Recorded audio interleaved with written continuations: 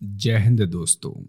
पिछले लेक्चर में हम लोग गवर्नमेंट ऑफ इंडिया एक्ट 1935 को पढ़ा था और आज के इस लेक्चर में हम लोग इंडियन इंडिपेंडेंस एक्ट 1947 को पढ़ने वाले हैं।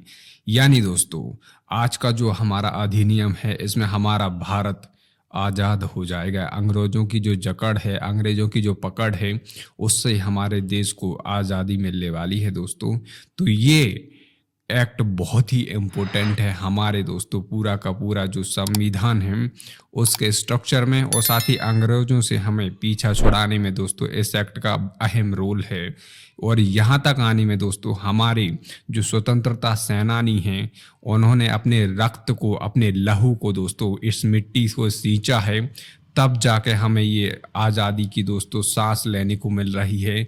तो आइए जानते हैं गवर्नमेंट ऑफ इंडिया एक्ट 1947 को, जिसे दोस्तों हम लोगों ने अपने खून से सींच कर दोस्तों पाया है। तो आइए स्टार्ट करते हैं। आपको दोस्तों देखने को मिल जाएगा, ये ऐतिहासिक फोटो है 1947 की, आपको ये फोटो देखने को मिल जाएगी दोस्तों। इसमें दोस्तों आपको देखने को मिलेगा ये कौन है, ये वायसरॉय हैं दोस्तों उस टाइम पर इंडिया के, जिन्हें लॉर्ड माउंटबेटन के नाम से जाना जाता है। और ये आपको देखने को मिल जाएंगे दोस्तों पाकिस्तान के पिताजी जिन्ना जी, जिन्होंने दोस्तों पाकिस्तान को बनाने में अहम रोल निभाया और ये मुस्लिम लीग से थे। इनकी पार्टी का नाम था क्या,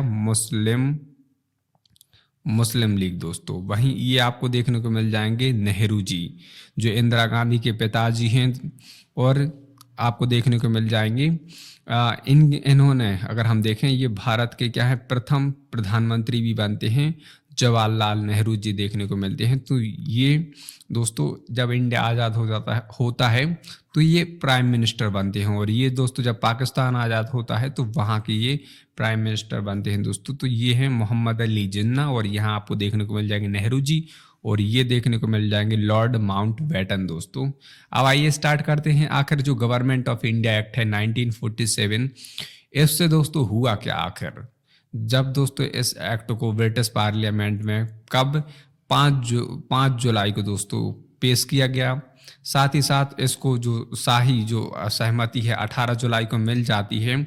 और इस सहमति के बाद से दोस्तों होता क्या है, होता यह है कि दोस्तों जो क्राउन के हाथ में जो सारी सत्ता होती है ये ट्रांसफर होने वाली है कहाँ, भारत, और साथ ही साथ एक और डोमिनियन बनती है पाकिस्तान। तो उन दोनों के हाथ में दोस्तों स्वायत्तता आने वाली है इस एक्ट के पास होने से। तो ये एक्ट इम्पोर्टेंट है, आपको याद रखना है कि ब्रिटिश पार्लियामेंट में ये कब पास हुआ था, तो ये 5 जुलाई को। साथ ही जो क्राउन है, जो वहाँ की रानी है दोस्तों, रॉयल जो असेंट है, ये कब मिला था, 18 जुलाई। तो ये चीज़ आपको याद रखनी है। और साथ ही साथ जब हमारा देश आज़ाद होता है तो उस टाइम पर आपको पता है कि लॉर्ड माउंटबेटन इंडिया के वायसराय होते हैं और ब्रिटेन के प्राइम मिनिस्टर होते हैं क्लीमेंट एटली। अब होता क्या है कि दोस्तों जैसे ही हमारा देश आज़ाद होता है तो मुस्लिम लीग तो अलग देश की मांग करती हैं।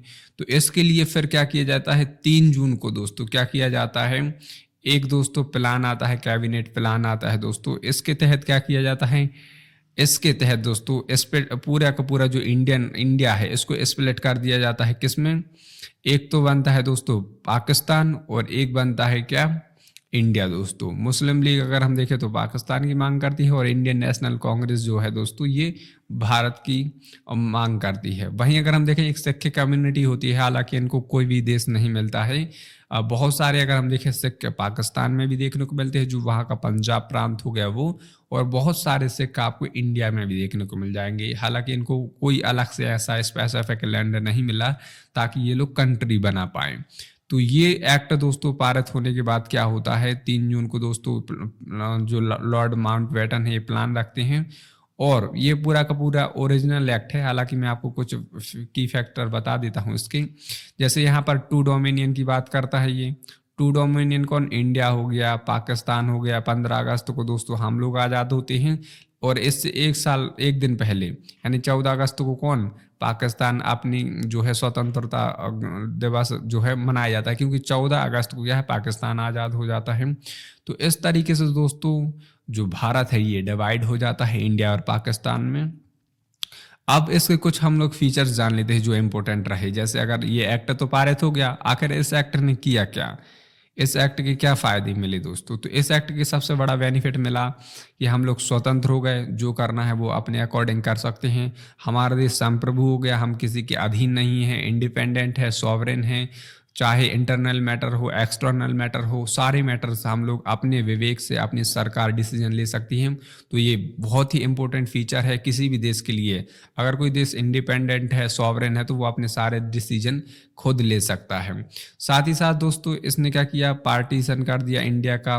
दो नए डोमिनियन बनते हैं, एक इंडिया बनता है और एक पाकिस्तान बनता है। साथ ही जो राज्य सचिव का जो पद देखने को मिलता है, जो आपको देखने को मिलता है, ये भी क्या है, अबॉलिश कर दिया जाता है। इसको भी खत्म कर दिया जाता है। जो राज्य सचिव देखने को मिलते हैं, ये पद आपको देखने को मिलता था, इसको भी खत्म कर दिया जाता है। अब कोई भी राज्य सचिव नहीं रहेगा। वायसराय के कार्यकाल को भी समाप्त कर दिया जाता है। दोनों देश के पास ये पावर रहती है कि वो नया वायसराय भी बना सकती है, किसी और को भी नियुक्त कर सकती है। और ये कार्यकाल जो होता है लॉर्ड माउंटबेटन का ख़त्म कर दिया जाता है।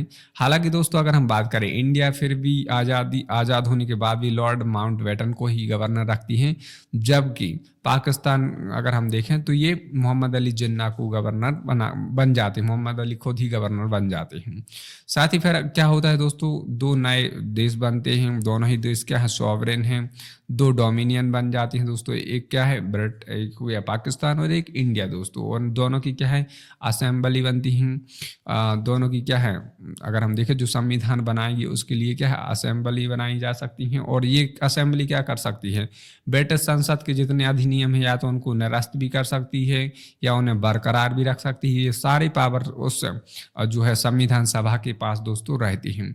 बाद में क्या किया जाता है, फिर एक संविधान का पूरा मसौदा तैयार किया जाता है, किस तरीके से संविधान को बनाया जाएगा, किस तरीके के सारे पावर्स देखने को मिलेंगे। और इसने क्या किया, रियासतों को अगर हम देखें के पास तीन ऑप्शन थे। तीन ऑप्शन क्या क्या थे, रियासतें या तो इंडिया में मिल सकती थी पहली, दूसरा ये है कि ये पाकिस्तान में शामिल हो सकती थी, तीसरा क्या है, ये इंडिपेंडेंट रह सकती थी। तो ये तीन दोस्तों इनके पास रास्ते थे, जो क्या है, राजा रजवाड़े थे, रियासतें थी।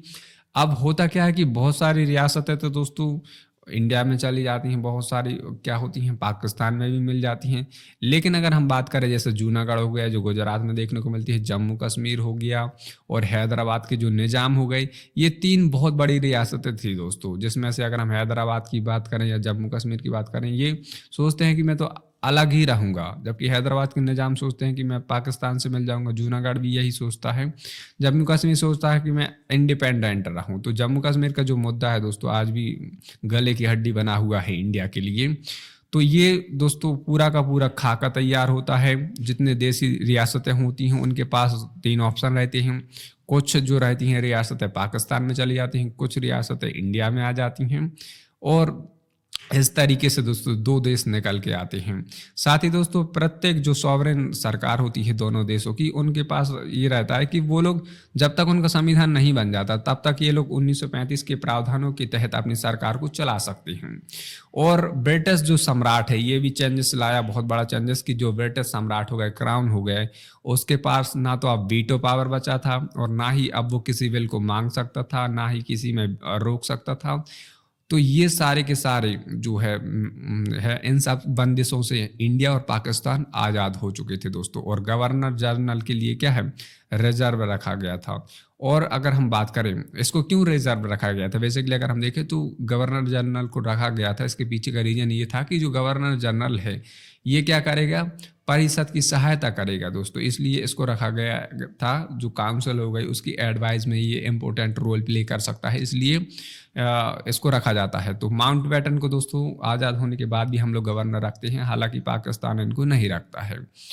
अब इसके कुछ कॉन्सिक्वेंसेस भी रहे। अगर हम इसका एवेल्युएशन करें दोस्तों पूरे के पूरे एक्ट का, तो इसमें कुछ मेजर आपको फॉल्ट भी देखने को मिलेंगे। जैसे क्या क्या देखने को मिले, हैस्टेंड एक्ट, जल्दबाजी में की गई कार्यवाहियाँ दोस्तों। इसने क्या किया दोस्तों, बहुत, क्योंकि जो देश बने दोस्तों, टसल बिटवीन इंडिया और पाकिस्तान के बीच आज भी आपको देखने को मिल जाएगी दोस्तों। बॉर्डर अगर हम देखें इशू, बॉर्डर इशू एक जल्दबाजी में, क्योंकि बहुत जो रियासतें होंगी इनके बहुत ही जल्दबाजी में एक दूसरी कंट्री में लाने की कोशिश कर रही थी। पाकिस्तान सोच रही थी कि सारी देसी रियासतें मेरे पास आ जाए, क्योंकि तो उनका लैंड बड़ा हो जाएगा। इंडिया चाह रहा था कि हम लोग अपनी बॉर्डर को बड़ा कर लें, तो जल्दबाजी में एक दूसरी रियासतों को मिला रहे थे ये लोग। तो बॉर्डर जो टेंशन है दोस्तों, आज भी अगर हम बात करें, इंडिया हो गया, पाकिस्तान हो गया, इवन चाइना साइड से भी हमारे बॉर्डर टेंशंस देखने को मिलते हैं। पूरा का पूरा जो नॉर्थ ईस्ट हो गया, और साथ ही अगर हम बात करें JNK तक अगर हम जाएंगे, तो वहाँ तक का पूरा रीजन दोस्तों क्या है, जो बॉर्डर इशूज से रिलेटेड देखने को मिलता है। तो मेन रीजन क्या है, इसकी जल्दबाजी में लिए गए निर्णय। जम्मू कश्मीर, जैसा कि मैंने आपको बताया कि ये अभी भी विवाद का जड़ बना हुआ है। राइज ऑफ कम्युनल फीलिंग्स, ये भी एक बहुत बड़ा मुद्दा है दोस्तों। जो सांप्रदायिक भावना है दोस्तों, ये भी आहत हुई थी दोस्तों विभाजन के दौरान। बहुत सारे अगर हम देखें, जो मुस्लिम भाई जो इंडिया में रहते थे वो पाकिस्तान गए, तो इस दौरान बहुत सारी कैजुअलिटीज़ भी देखने को मिली। इवन जीनोसाइड देखने को मिले दोस्तों, बहुत ही हीनियस क्राइम देखने को मिले पार्टीशन के दौरान। तो ये इसने क्या किया, अगर हम देखें, धार्मिक कट्टर पंथ को भी बढ़ाया, रेडिकल को भी बढ़ाया, साथ ही जो सहिष्णुता थी, टॉलरेंस था, भाईचारा था, फर्टिनिटी थी, इन सबको भी दोस्तों इस पार्टीशन ने क्या किया था, आहत किया था इन सब चीज़ों को। कुछ और भी अगर हम देखें, एक माइनर ये भी था दोस्तों, संदेह। अगर हम देखें, संदेह क्या था कि भारत के जितने मुस्लिम्स हैं इन पे शक किया जाता है कि ये पाकिस्तान को सपोर्ट करते हैं। तो ये कुछ दोस्तों देखने को मिलता है इस तरीके की चीज़ें। और दोस्तों अगर हम बात करें, बहुत सारे हिंदू जो हैं पाकिस्तान में रहते थे, तो ये भी दोस्तों देखने को मिलता है कि उन्हें ज़बरदस्ती या तो मुस्लिम्स में कन्वर्ट कर लिया गया है, या फिर मार दिया गया। तो ये भी दोस्तों देखने को मिलता है, इसके कुछ कॉन्सिक्वेंसेस हमें देखने को मिले। तो ये था पूरा लेक्चर। हमने इस लेक्चर में जाना कि इस पूरे अधिनियम से हमें क्या चीज़ें प्राप्त हुई, इस अधिनियम ने क्या चेंजेस किए, इसके क्या कॉन्सिक्वेंसेस रहे, हमने कुछ एवेल्यूएशन की चीज़ों को। तो ये था पूरा गवर्नमेंट ऑफ इंडिया एक्ट 1947। इस एक्ट ने हमें दोस्तों सॉवरेन बना दिया। हम अब आज़ाद हैं, अपना खुद का संविधान जिस तरीके से बनाना है बना सकते हैं। तो ये एक्ट बेहद इम्पोर्टेंट था। यहाँ से दोस्तों इसके बाद जो हमारे लेक्चर्स होंगे वो इम्पोर्टेंट रहेंगी। किसके पॉइंट ऑफ व्यू से अगर हम बात करें, हमारे संविधान का अगर हम देखें, मेकिंग ऑफ द कॉन्स्टिट्यूशन में दोस्तों इम्पोर्टेंट लेक्चर रहने वाले हैं। आगे जितने भी लेक्चर्स आएंगे, इस लेक्चर में हम लोगों ने अपने इंडिया को दोस्तों आज़ाद कर लिया है। खून पसीने से बहाई गई दोस्तों और मेहनत, वो रंग लाई, हमारा देश आज़ाद हुआ। अब हम अपने संविधान को खुद बनाएंगे दोस्तों। आगे के लेक्चर में हम लोग संविधान के बनाने की प्रोसेस को जानेंगे दोस्तों। मिलते हैं नेक्स्ट लेक्चर में। अगर आपको ये लेक्चर पसंद आते हैं तो चैनल को सब्सक्राइब और वीडियो को लाइक ज़रूर करिए। मिलते हैं हम लोग नेक्स्ट लेक्चर में। जय हिंद दोस्तों।